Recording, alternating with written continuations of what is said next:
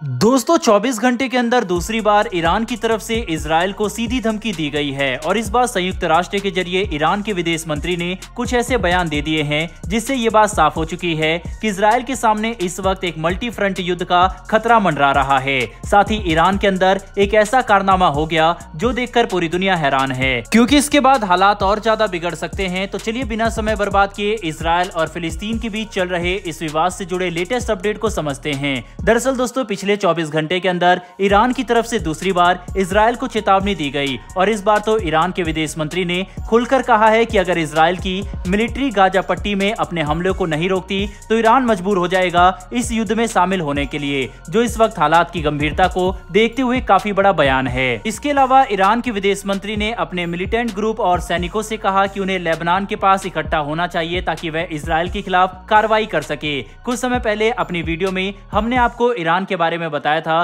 कि कैसे ईरान हमेशा से इजराइल के लिए एक बड़ा खतरा बना हुआ है, चाहे हमास हो या फिर हिजबुल्ला। इन सभी आतंकवादी संगठनों को ईरान का पूरा समर्थन है, जिसके तहत ईरान इन्हें आर्थिक सहायता तो करता ही है, साथ ही आधुनिक हथियार भी सप्लाई करता है। ऐसे में ईरान के विदेश मंत्री द्वारा दिए जा रहे इन बयानों से इजराइल और ईरान के बीच एक सीधी लड़ाई का खतरा बढ़ गया है, जो अमेरिकी एयरक्राफ्ट कैरियर की मौजूदगी को देखते हुए और भी ज्यादा चिंताजनक है। ईरान के न्यूक्लियर प्रोग्राम को लेकर जितना परेशान इजराइल है उतना ही परेशान अमेरिका भी है। ऐसे में अगर ईरान बिना वजह इजराइल के खिलाफ कोई भी कार्रवाई करता है तो इससे अमेरिका और इजराइल एक साथ मिलकर ईरान पर हमला कर सकते हैं, जिसका नतीजा एक विश्व युद्ध के तौर पर सामने आएगा, क्योंकि इस युद्ध में तब चीन और रूस जैसे देशों के कूदने की संभावना भी होगी, जिसे देखते हुए सभी देश शांति बनाए रखने की बात कह रहे हैं। लेकिन ईरान ने अब खुलकर इजराइल को धमकी देकर बड़ा मुद्दा खड़ा कर दिया है। लेकिन अभी एक और ऐसा इंसिडेंट हो गया जो ईरान और इजराइल के बीच में एक सीधे टकराव को और भी ज्यादा संभव बना रहा है, और यह मुद्दा इतना बड़ा है कि ईरान चाहे तो इसका तमाशा बनाकर संयुक्त राष्ट्र में इसे एक युद्ध का कारण बता सकता है। दरअसल हुआ कुछ ऐसा है कि इजराइल और फिलिस्तीन के विवाद के बीच जहां एक तरफ ईरान इजराइल के खिलाफ बयानबाजी कर रहा था, तो वहीं पर दूसरी तरफ ईरान की राजधानी तेहरान में ईरान के ही रिवॉल्यूशनरी गार्ड के एक काफी उच्च खुफिया अधिकारी पर जानलेवा हमला हुआ। यह अधिकारी, जिनका नाम मोहम्मद अकीकी है, इन पर हुए हमले से ये काफी गंभीर तरह से घायल हो चुके हैं और फिलहाल इंटेंसिव केयर में मौजूद है। लेकिन अपने सुरक्षा अधिकारी पर इस तरह के हमले के तार अगर ईरान ने इजराइल तक निकल गए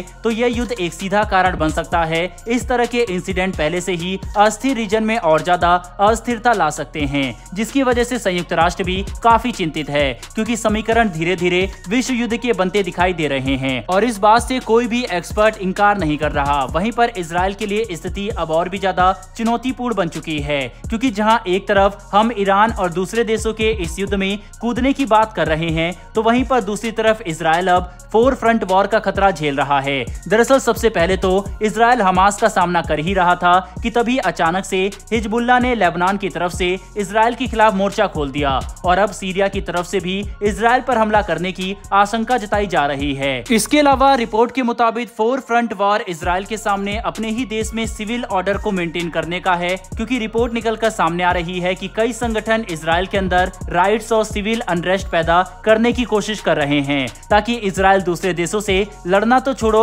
अपने अंदर की लड़ाई संभालने में ही व्यस्त हो जाए, जिसका इस्तेमाल करके हमास और हिजबुल्ला समेत सीरिया जैसे संगठन इजराइल को हरा सके, क्योंकि ईरान भी इन्हें पूरा समर्थन दे रहा है। पर ऐसा पहली बार नहीं होगा जब इजराइल को इतने सारे देश का सामना एक बार में करना पड़ रहा है।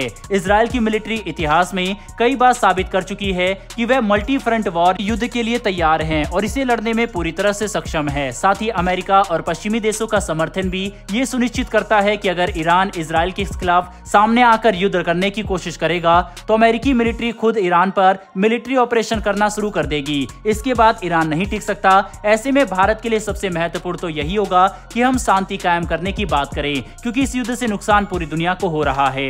कुल मिलाकर समझने की कोशिश करें तो हालात आने वाले समय में और भी ज्यादा खराब होने वाले हैं। लेकिन दोस्तों आपको क्या लगता है कि क्या ईरान सच में अमेरिका की मौजूदगी होने के बावजूद इजराइल के खिलाफ सीधे हमले करने की हिम्मत करेगा या फिर नहीं? अपनी राय कमेंट सेक्शन में लिखकर जरूर बताइएगा। साथ ही अगर आपको ये इन्फॉर्मेशन और वीडियो पसंद आई हो तो वीडियो को लाइक करके हमारी आने वाली डेली ऐसी वीडियो के लिए चैनल को सब्सक्राइब कर बेल नोटिफिकेशन को जरूर दबा लें। फिर मिलेंगे ऐसी एक नई वीडियो के साथ। धन्यवाद। जय हिंद।